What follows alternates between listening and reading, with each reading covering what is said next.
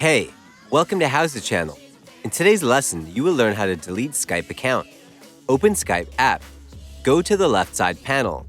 Click on the three dots at the top right corner. Choose Settings from the list.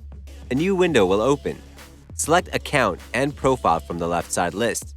Go to the right side of the window. Click on Close your account. Sign in to your account. Verify your identity. Enter the code to receive an email. Click on Verify. Read all the information before closing your account. You can choose how many days you have if you want to change your mind, 30 or 60. If you're ready, click on Next. Check every option on the list. Choose the reason why you want to close the account from the list. Click on Mark Account for closure.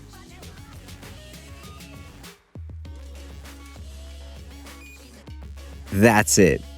Thanks for watching the video. Please like it and let us know if you used any of our tips and tricks.